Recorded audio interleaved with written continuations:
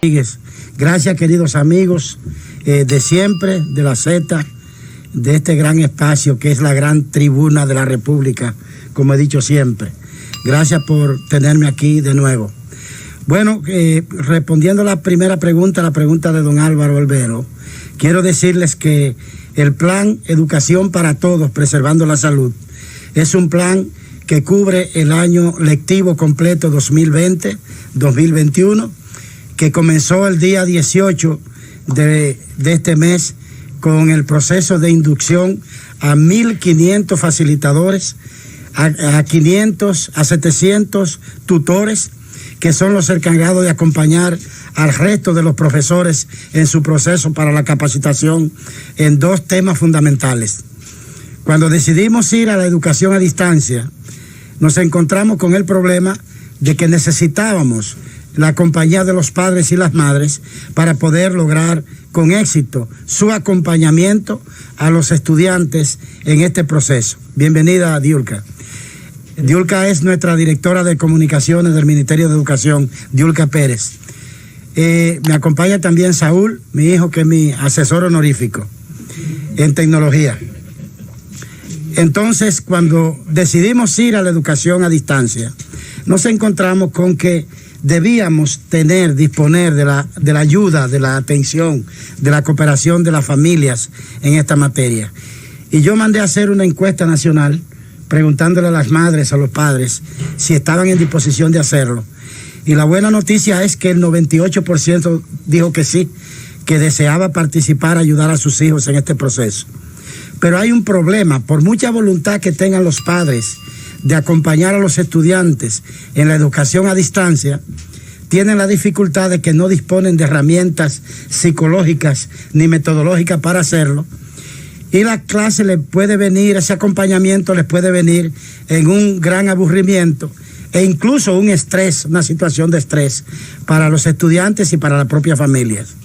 Entonces decidimos hacer una inducción a la familia sobre cómo manejarse, no para que fueran psicólogos, ni pedagogos, ni metodólogos, pero para que dispusieran de herramientas básicas que les permitieran hacer su acompañamiento con éxito. Eso va a ocurrir en la próxima semana, va a comenzar el proceso de inducción a las familias. Pero eso tenemos que hacerlo de la mano de los profesores.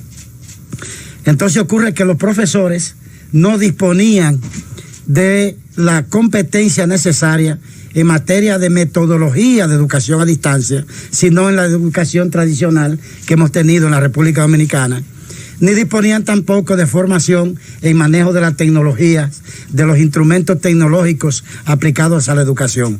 Por eso es que ustedes pueden ver que el año lectivo comenzó formando a los formadores, entrenando a los que van a entrenar, educando a los que tienen que educar, preparando a los profesores para la educación a distancia y para la tecnología. Por eso están viendo de lunes a sábado, 6 días a la semana, una formidable articulación de televisión, de radio y de internet, previo a lo cual se dotó a cada maestro de la República Dominicana de un dispositivo tecnológico para este rico proceso de educación que está siendo ejemplo hoy en el continente americano de formación a distancia a más de 110,000 profesores y profesoras de todo el país.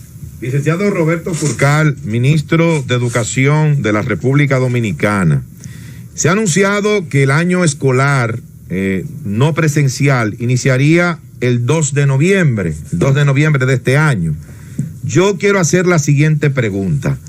¿Por qué no tomarse el resto de este año 2020 para seguir con ese proceso de formación de los profesores, para adquirir la cantidad de computadoras necesarias para nuestros jóvenes, para nuestros niños en cada una de las escuelas del país, e iniciar el año entonces en el mes de enero, ya con todo listo, ya con todas las computadoras compradas para que todos los niños puedan empezar de manera virtual la educación en el mes de enero? ¿Por qué no posponer eso hasta enero?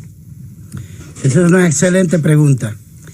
Y te quiero decir que eso hubiese sido más cómodo para mí, porque todo el equipo del Ministerio de Educación, junto a mí, estamos trabajando todos los días 19 horas corridas, porque nos dimos un reto muy complicado, muy difícil y muy riesgoso, que algunos dicen que está en juego hasta mi propio nombre y mi prestigio profesional.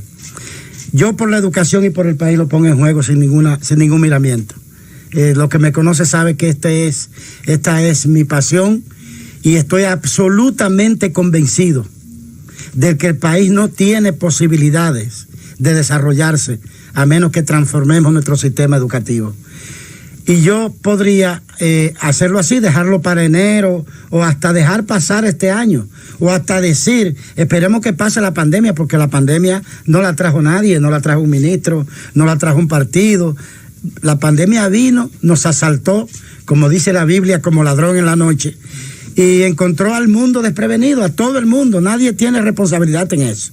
Ahora bien, nosotros sabemos que arrastramos serias brechas sociales, económicas, educacionales, tecnológicas y hasta culturales en la República Dominicana. Y probablemente, por lo menos es mi filosofía, la pandemia es una desgracia que también se convierte en una oportunidad para obligados dar el salto que hemos debido dar hace décadas en este país. Nosotros no tenemos posibilidad de tener clases en el país en este año escolar a menos que sea a distancia. Y no tenemos posibilidad de hacer la distancia a menos que nos atrevamos a preparar a nuestra masa crítica, a nuestro equipo docente para esa nueva realidad. De manera que teníamos que hacerlo. Parecía imposible, porque los que están viendo en televisión y radio normalmente se lleva un año de preparación. Nosotros lo hicimos en un mes y una semana. Ese proceso de capacitación masiva a todos los profesores en todo el país. Lo que estamos haciendo, por ejemplo, con la adecuación curricular en su primera etapa, que es una simplificación del currículum, eso se hizo en aproximadamente 3 semanas. Nuestros equipos prácticamente amanecen trabajando todos los días. Yo he tenido que soltar muchas otras responsabilidades, incluyendo las familiares, para atender a esto. Pero ¿qué es lo que sucede allí? Que nunca nosotros vamos a tener las condiciones ideales para comenzar. Tenemos que empezar con lo que podemos. Y como quiera, el día que sea que comencemos, teníamos que comenzar por capacitar a los profesores. El día que sea que comencemos, debíamos empezar por una inducción a los padres. Para comenzar, cuando sea que lo hiciésemos, teníamos que dotar de tecnología a los profesores y a los estudiantes. Ahora bien, en lo que eso ocurre, el país no puede pararse. Y yo no puedo permitir que nadie en el mundo comience primero que mi país. Nosotros no tenemos que ser siempre los últimos. En algo podemos ser los primeros. Saliendo de este programa, voy a hacer una exposición virtual que me ha pedido la Organización de Estados Iberoamericanos, que quieren conocer el programa de educación de la República Dominicana. Bueno, en algo estamos siendo primero. El SICA me ha invitado a una exposición la semana pasada, que querían conocer los ministros de educación de Centroamérica y el Caribe, el plan de educación de la República Dominicana. Algún día tenemos que ser primero en algo bueno. Y entonces, esto fue un riesgo calculado el que corrimos, Nayib, de comenzar ahora con este proceso que es preparatorio, obviamente en el marco que las circunstancias nos permiten. Algunos me dicen, bueno, pero que los padres estamos muy ocupados. Yo le dije, sí, yo lo sé también, que todos los padres estamos muy ocupados. Bueno, ¿que a qué hora le vamos a dar la clase? Bueno, como vamos a tener un canal y emisoras para cada uno de los grados, nosotros vamos a repetir las clases varias veces al día para que si un padre no puede atender a las 9 de la mañana, acompañar a su hijo, pueda hacerlo a las 11 o puede hacerlo a las 4 de la tarde o puede hacerlo en la nochecita cuando llegue, porque hemos previsto todo eso. Pero la idea es, Nayib, nosotros de alguna manera marcar el camino, aprovechar al máximo todos los recursos que podamos disponer, aprovechar una voluntad política contundente del presidente de la República, que nos ha dicho, no se detengan por nada, que lo que haya que buscar, lo vamos a buscar a cualquier costo para que la educación dominicana no se detenga. Pero sobre todo por un tema que para mí es de principios.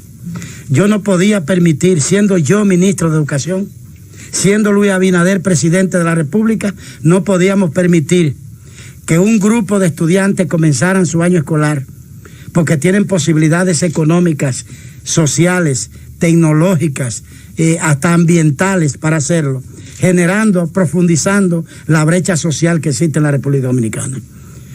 Nuestra misión como gobierno y como Ministerio de Educación es cerrar brechas. Yo me voy a sentir muy feliz, y sé que ustedes también, cuando el día 2 de noviembre, Dios mediante, una niña de la frontera esté recibiendo clases de manos de la profesora que también le está dando clases a un niño de Piantini o de Naco. Doctor, eso es cerrar brecha, y es por eso que nosotros hemos corrido este riesgo, Nayib. Doctor Roberto Fulcar, ministro de Educación, pienso que la sociedad dominicana ha reconocido ese esfuerzo y ha tenido un respaldo incluso de todos los sectores sociales. Yo tengo una pregunta. Todo proceso involucra una evaluación.